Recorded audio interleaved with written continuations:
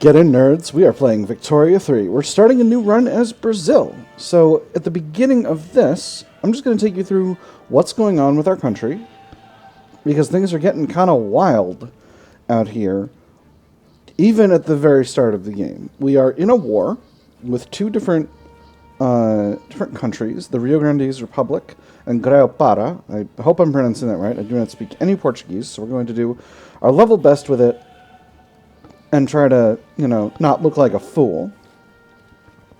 So we'll start with government, and then we'll do... Actually, maybe it's better to do... No, we'll start with the government. So, our king is Pedro de Bragança.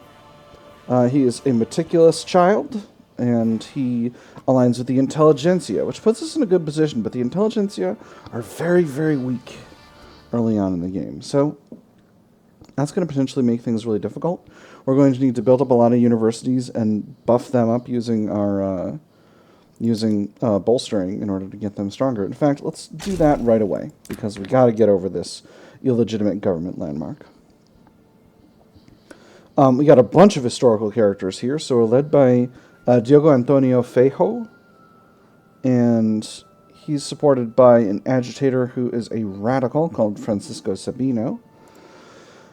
The moderate party consists of the landowners and the armed forces. They're headed up by two different historical characters. We got Aureliano de Sousa e Oliveira Coutinho, who's a charismatic, meticulous moderate, and the landowners are really, really strong here. And the armed forces are led by a royalist, João Paulo dos Santos Barreto. Then we got the Exalted Liberal Party. We got two reformers in charge of the petite bourgeoisie and the Catholic Church, and then a moderate in charge of the industrialists. They're all in a party together, which is interesting. And then finally, we got the rural folk over here. I may end up forming a government with the Exalted Liberal Party. We'll see. Their leaders are Bernardo Pereira de Vasconcelos of the petite bourgeoisie, Januario de Cunha Barbosa of the Catholic Church, and heading up the industrialists, we have Martin Francisco Ribeiro de Andrada. So, I assume if you know something about Brazilian history, you know a little bit more about who those people are, but I don't, so we're going to find out over time. Let's take a look at our laws quickly. We are a wealth voting monarchy, so we are going to have an election every 5 years. The primary determinant of who's got the power in the country is going to be government clout. There's going to be some votes as well, but the threshold for voting is 25. Right now, our middle strata is an average standard of living of 18, so that means pretty much only the upper strata with an average standard of living of 30.9 is going to be able to vote. For citizenship, we have racial segregation and freedom of conscience. Those are both kind of middle of the road ones. Racial segregation means any culture that shares a heritage trait with our primary culture is going to be accepted, and freedom of conscience means we're going to accept all Christians, because we are a Catholic nation. Cultures, our primary culture is Brazilian. Our cultural traits are Lusophone and European heritage. Okay, so we're accepting everyone of European heritage and everyone who's Lusophone, which I assume means Portuguese speaking. Let me just double check on that before I steer you wrong here. Yeah, here we go. Lusophone. Yep, that means Portuguese speaking. All right, perfect. All right, so that's reasonable. We have appointed bureaucrats. That's good. Professional army. That's good. National Guard. That's not ideal. I don't love playing with National Guard, but it's not terrible. Economy. We have agrarianism, mercantilism, per capita taxation. Per capita taxation means mostly poll taxes. There's going to be a flat charge for each person each year, and then a very small amount of taxation based on income.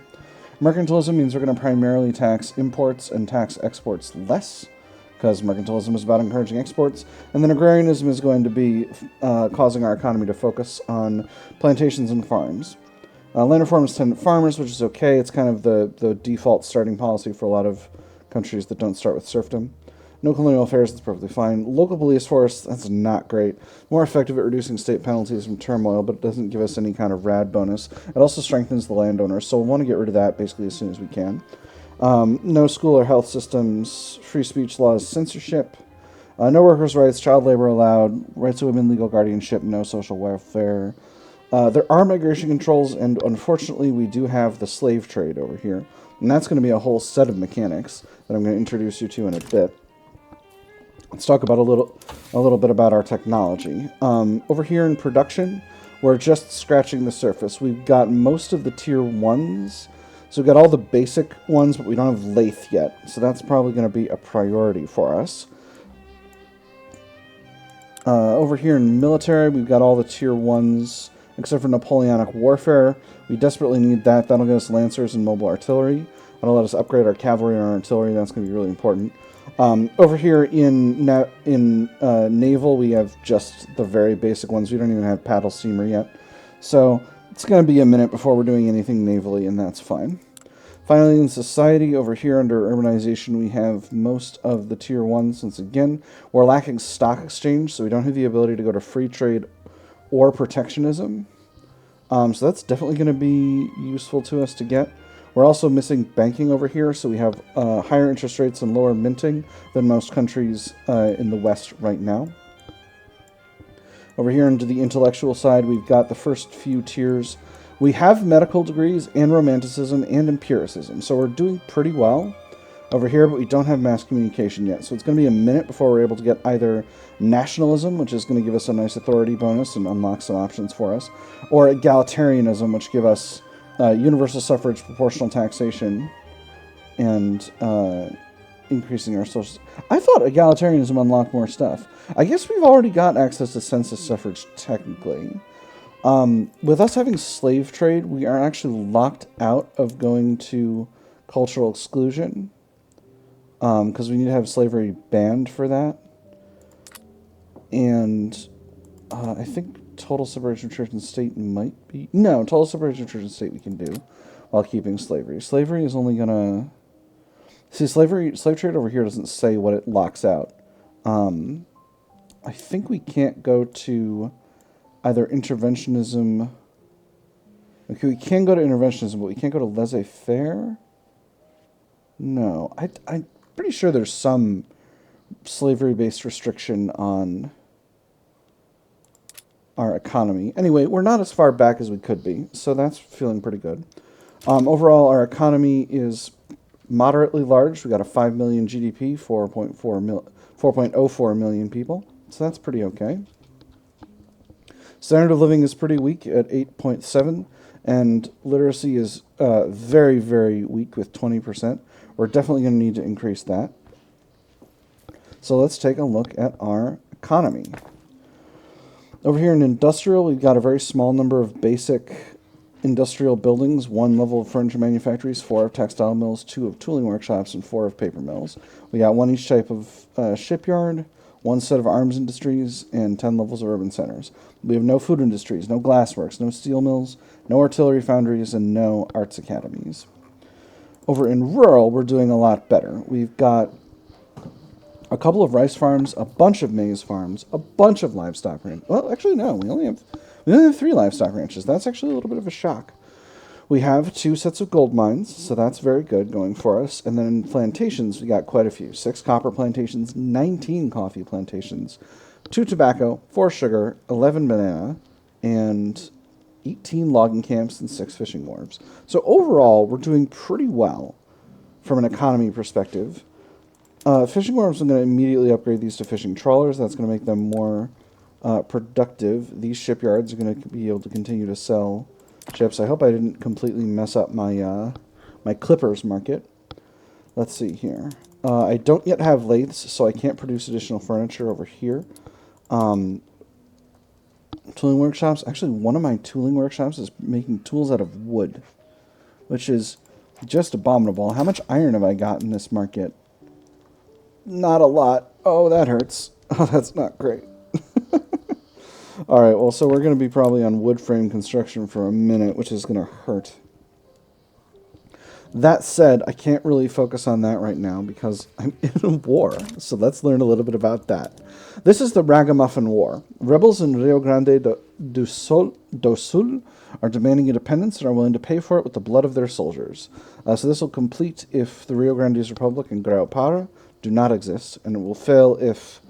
and we're at peace. And it will fail if we are at peace and neither of them exists. If it's failed, triggers an event called Victorious Ragamuffins and goofs up the magnanimous monarch journal entry. So, let's talk a little bit about that.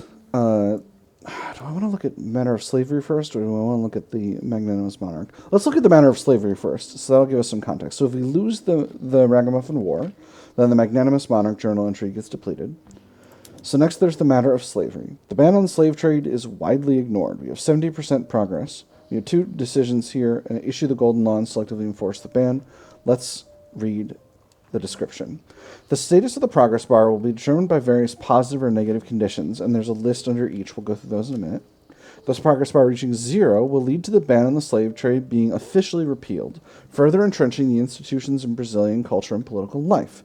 Next month, the progress bar will change by 0. Decried as a cancer threatening the very foundations of Brazil by its opponents, and lauded as a natural, necessary, and legitimate institution by its proponents, slavery has defined the political landscape of Brazil for centuries. The South Atlantic slave trade. While Brazil officially committed itself to the ending of the slave trade in the British-Brazilian Treaty of 1826, that's 10 years ago now, few steps have been taken since then to actually enforce the ban, and the trade remains effectively in place. As long as Brazil maintains the slave trade law, Great Britain may feel justified in disrupting Brazilian vessels carrying slaves on the high seas. So this will complete if we've banned slavery. If this is completed, we're going to lose a debuff that we have called unrestricted slave trade, which gives us minus 10% slave imports and minus 10% influence. So it'd be very nice to have more of that. If it's completed, the progress bar of the magnanimous monarch journal entry will deplete by 1. And I'll trigger the event Golden Law, Golden Rose. This will fail if the progress bar reaches 0. If failed, it triggers the event A Peculiar Institution. Brazil loses unrestricted slave trade, which is those same debuffs that we got for, and gets renewed African cycle permanently, which is minus 20% prestige. It replaces minus 10% slave imports with plus 50% slave imports, and gives us a 20% prestige debuff. This modifier is removed should Brazil no longer have the slave trade law. Every great power with the slavery banned law will display heightened levels of aggression towards Brazil as long as we maintain the slave trade law. The rural folk gains the pro-slavery ideology. Ugh, that's really rough. Alright, so, as you can see here, there are huge benefits for us of reforming and getting to the point where we don't have slavery anymore. So that's going to be a priority for us. Our two options here are, decisions are, issue the golden law. Influenced by wider international trends, many members of Brazil's high society have been gravitating towards abolitionism in recent years. Should Brazil find itself with an abolitionist or humanitarian character close to the reins of power, or should the landowners be under sufficient control, the abolition of slavery could be expedited greatly, although at a cost. Conditions are we've enacted legacy slavery. So currently we're in slavery we're in slave trade. If we can get to legacy slavery, we can do this. We can take this, make this decision. So we need to have legacy slavery, and we need to have at least one of any character who is the heir or the ruler be 20 years old or older, and be an abolitionist, a humanitarian, or an enlightened royalist. And then, or alternatively, all of the following need to be true. The landowners need to be not part of the government, suppressed, and have clout less than 25%. Alright, interesting. The additional conditions are, okay, so we need to be in legacy slavery and moving towards slavery banned. And we need to have greater than or equal to 1 enactment phase. So we need to have had 1 success already in order to press this button. If we do, we instantly ban slavery. Reduce the progress of the magnanimous monarch by 1. And we get there, and then the landowners get really, really salty really hard for 5 years. So that's probably going to be there's a lot of steps to making this happen. I don't know that we're going to use it necessarily, but we'll see how things go. This option here is to selectively enforce the ban. While the slave trade is too ingrained in Brazil to fully suppress, certain measures may still be taken against the worst and most prominent offenders. We can do this anytime the landowners are not part of the government, as long as we haven't changed our stance within the next 2 years. Okay, so when we click this, it's probably going to change to a different button that says don't selectively enforce the ban or something like that. That's going to make us lose unrestricted slave trade and gain restricted slave trade. So it's going to give us a smaller influence penalty and a larger slave imports reduction. But the landowners are going to be mad. So we'll see. We'll see how this kind of goes. Alright. So that's the matter of slavery. I'm thinking a good path toward this will be to get friends with Great Britain and try to get their help banning slavery. France seems very mad at us for some reason. I'm not sure. Oh no, they're only wary. They're only wary. It's fine. It's fine. It's fine. So we'll work on that a little bit. Finally, magnanimous monarch, and this is, I think, going to be... Oh no, we got plenty of time. All right. So the status of the progress bar for this thing will be determined. Oh, you know what? I didn't read you the positives and negatives for the matter of slavery.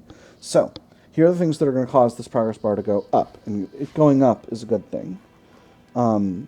If you want to ban slavery, which I do. The following conditions will advance the progress bar by 1 each month. The landowners are industrialized. The intelligentsia are in government. Brazil does not have the slave trade law. Brazil is actively suppressing the slave trade. Pedro II has been crowned as emperor, ending the regency period. Princess Isabel has been confirmed as the heir to the throne. Negative conditions, these will cause it to go down. The landowners are in government. The landowners are powerful. The regency period is ongoing. The leader of Brazil belongs to the landowners or is a slaver. The majority of Brazilian commanders belong to the landowners or have the slaver ideology. Oh boy, so we're going to need to be really conscientious about our armies here, huh? Okay, you're Pedro de Alcantara Belagarde. You are an innovative engineer who aligns with the intelligentsia and is a reformer. You're good to go. I like you. You're where we want to be. And then you are an arrogant woodland combat aligning with the armed forces. You're a moderate.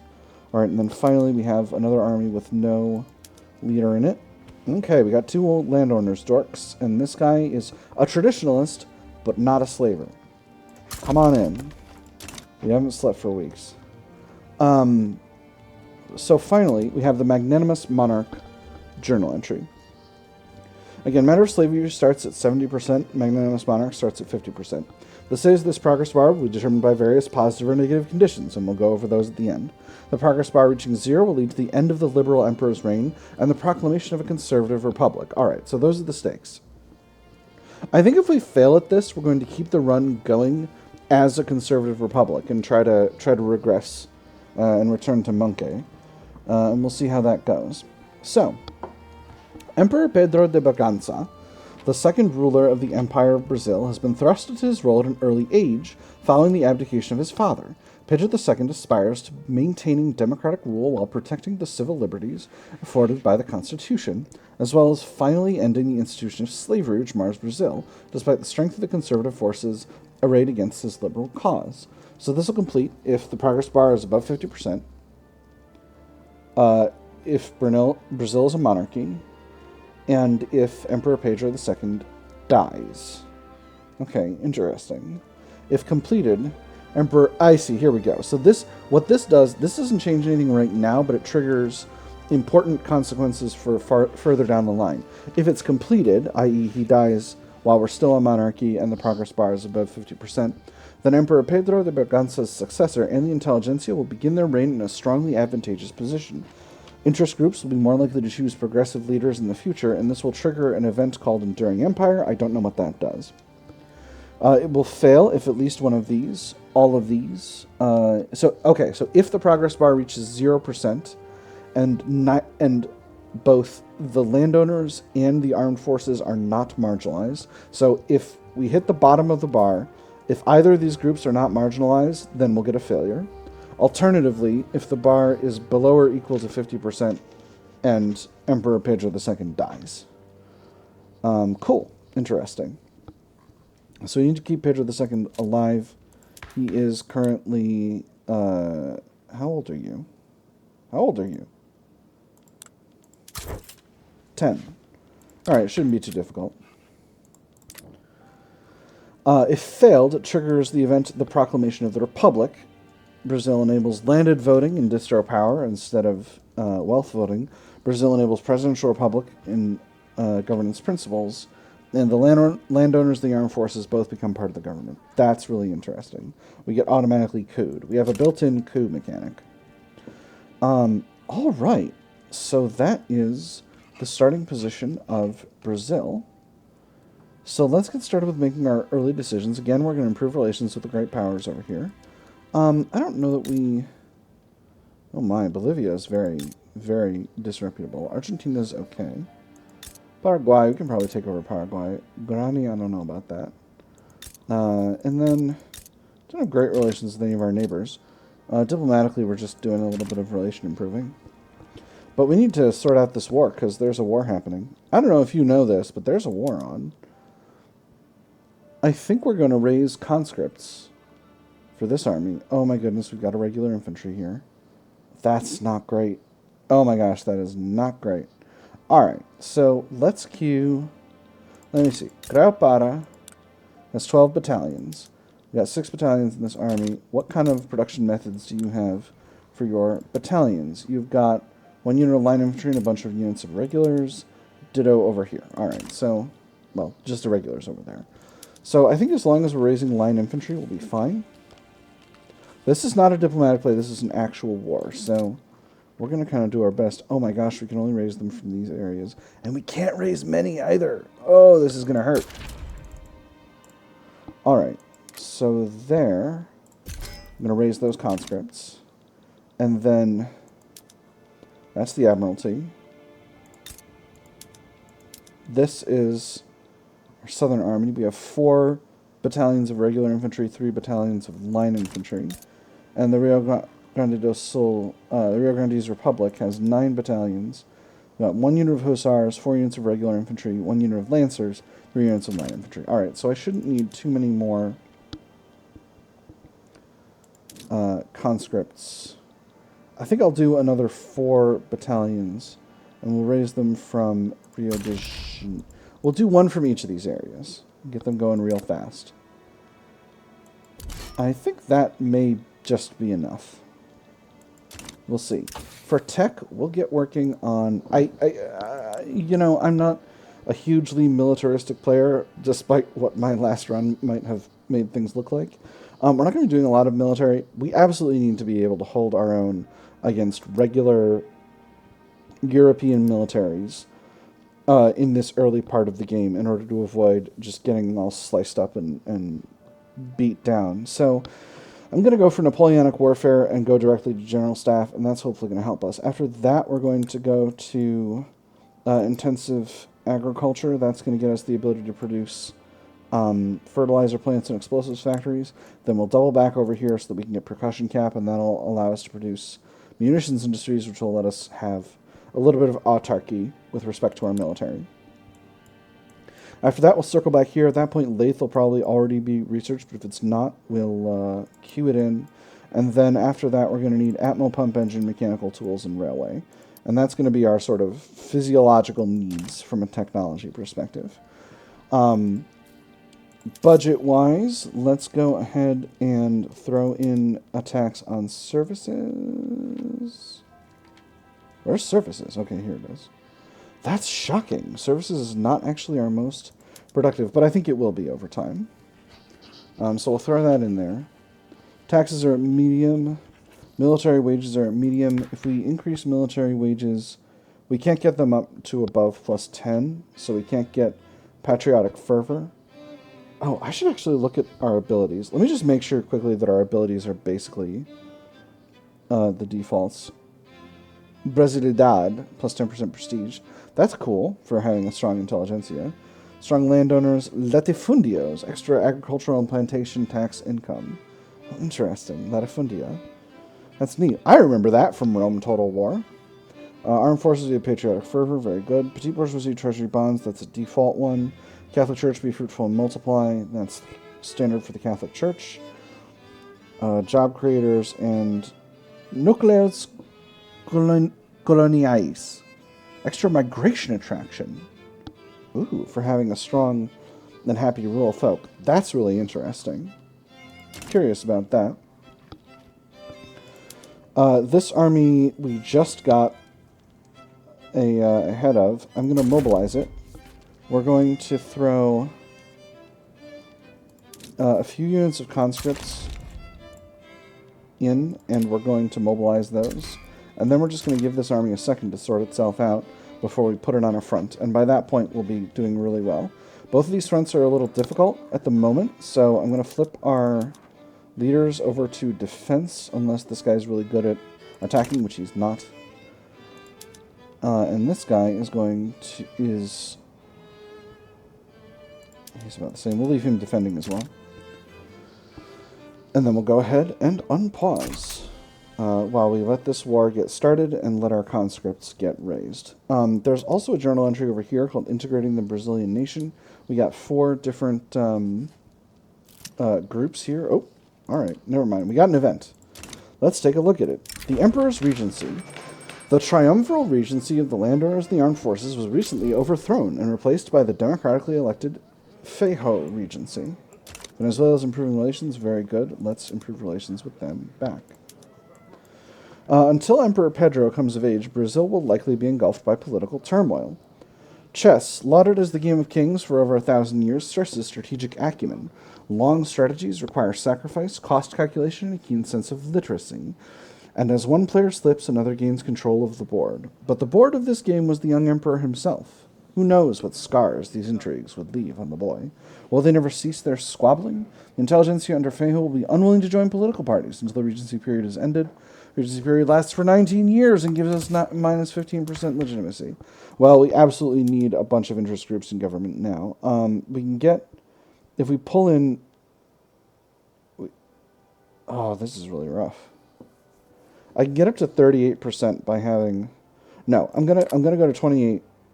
Get us the Exalted Liberal Party in power, and once the intelligentsia are stronger, we'll be able to pull them back in. So the Exalted Liberal Party is the Petit Bourgeois, the Catholic Church, and the Industrialists. We can make some changes. We can go to state religion. We can go to elected bureaucrats. That's an interesting option. We can end local police force. This is going to irritate the landowners by a bit, but I might still be able to do it. It will make everyone else a lot happier with us. And it will also weaken the landowners, which would be nice. Could go to religious schools or private or public. We have some options there, but I don't have a lot of bureaucracy to play with. Let's just quickly get some time under our belt here. We got lathe spreading. Okay, perfect. Knew that was going to happen. Paddle steamer, yep. And stock exchange. All right, that's not bad. We got a movement to enact presidential republic headed up by the intelligentsia. It's hardly causing any radicalization at the moment, though, so we're not going to worry about it. We got 2 battles in progress. How are they looking? We are winning this one. We're on defense. We've got guns, and they don't.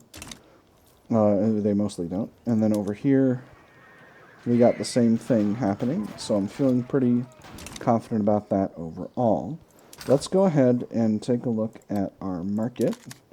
Now, guns are a little expensive. We can definitely import some. Let's pull them from the Dutch market. We'll increase the game speed here. This army is up to 8 battalions now. It is low morale due to a battle, but it'll be rapidly increasing afterward. The fall of Salaverry. The defeat of Philippe Salaverry's coup attempt has led to complete consolidation of Bolivian dominion over Peru. Supreme Protector Andres de Santa Cruz has declared the imminent formation of a confederation between the 2 nations. So that's that then? The confederation is guaranteed? We already have one gluttonous neighbor. God help us all if they both come for us. So we will go for the confederation next. Send word to our friends and tell them to fix bayonets. The confederation must disappear forever. Brazil gets against the confederation. Extra conscriptable battalions. Extra maneuvers for diplomatic play. There is yet potential for future partnership. The Peru-Bolivian confederations add to the Journal of Brazil. And so it'll be added regardless. The second option improves relations by 15, or we have no interest in this affair. We will choose not to oppose the formation of the Peru-Bolivian Confederation. I don't know a lot about this. This seems all right. But let's go with this one. You know what? We'll do the first one. Extra conscriptable battalions could be really nice. And then we've also got this event. Slaves escape from Sao Paulo plantations.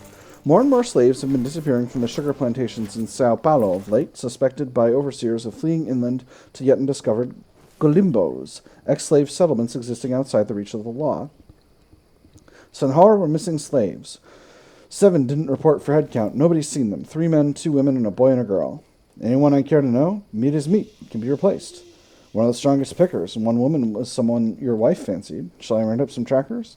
Assemble hunting parties promptly. 75% chance of plus 1% mortality. And slaves becoming more loyalist. 25% chance of reduced plantations throughput. And 5% of slaves become more radical. Enact security measures to ensure this doesn't happen again. 2% of slaves become more radical. Intelligentsia get very mad. Or thank the Lord for the slave markets of Sao Paulo. It just costs us money. It's only 360 pounds a week. We'll do the last one. I don't want to, I don't want mortality or angry intelligentsia here. Alright. The situation in the north is getting really rough. These conscripts are still conscripting. So what we're going to do is we're going to put the Ejército Imperial Brasilio over in the north. Force comparison here in the south is looking better. We are winning on defense, so there's potentially opportunity to go over to offense. Morale is pretty high. Manpower is still filling up, but all of these conscript battalions have been raised now, so I'm feeling pretty alright about that. Let's go ahead.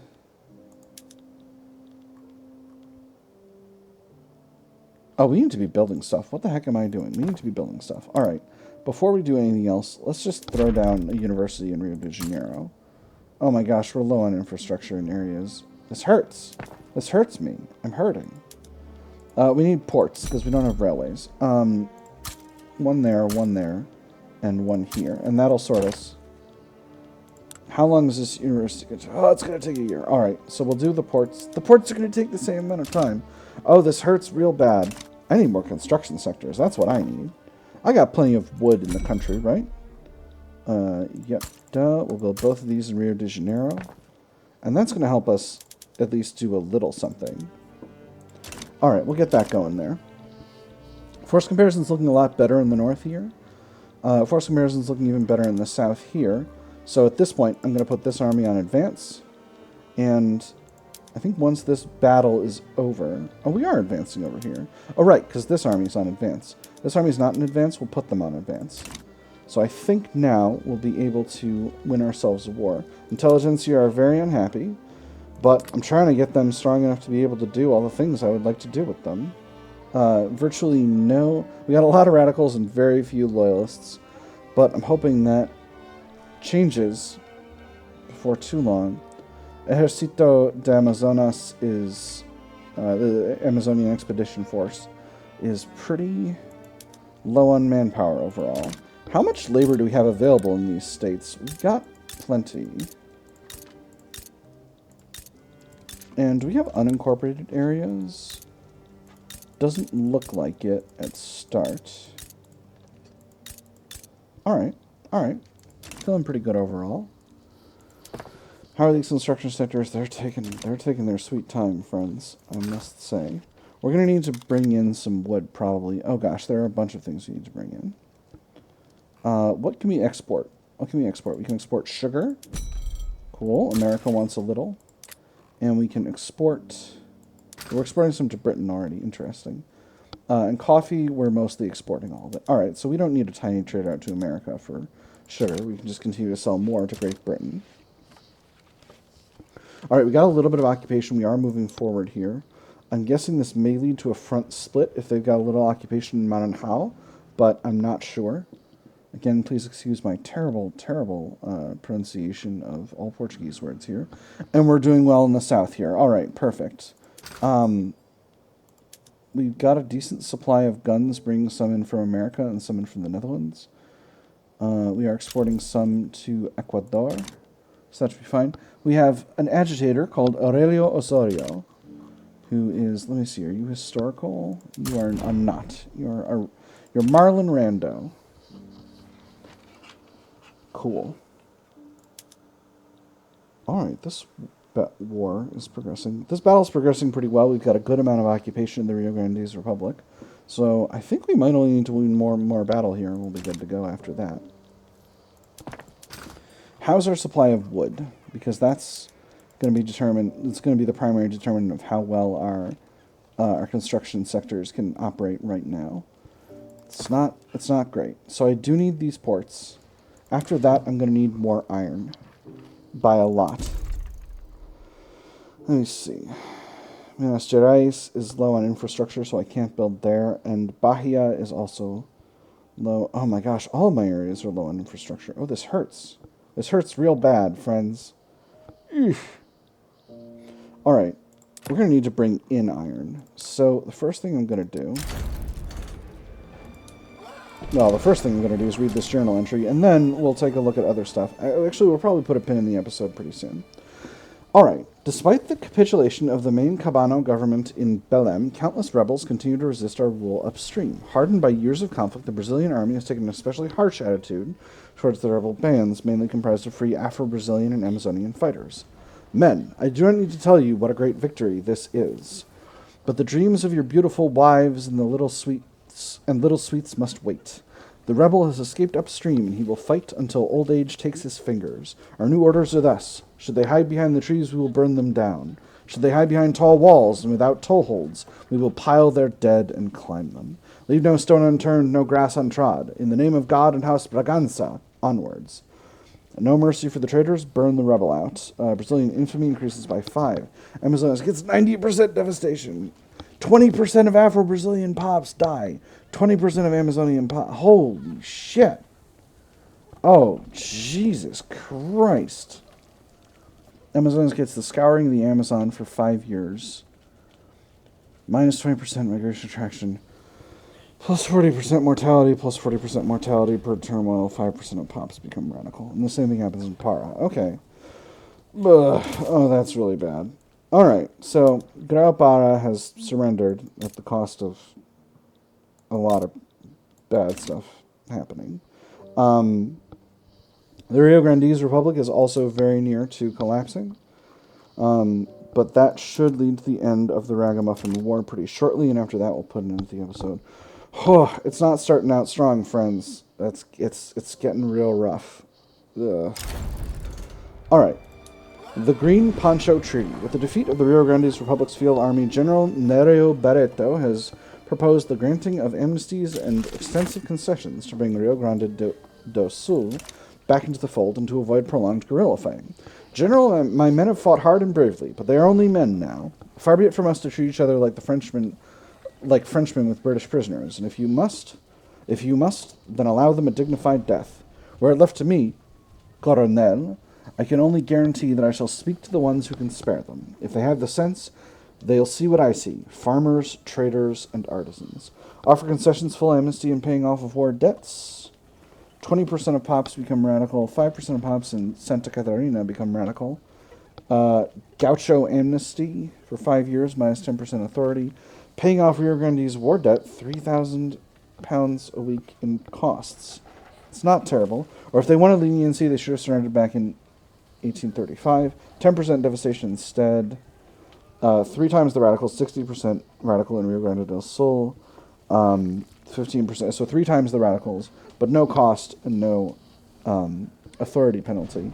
And then mortality from guerrillas in both of those areas, 10% in Rio Grande do Sul and 5% in Santa Catarina. I'm going to go with the first one. I'm going to be freaking... We're gonna be adults about this.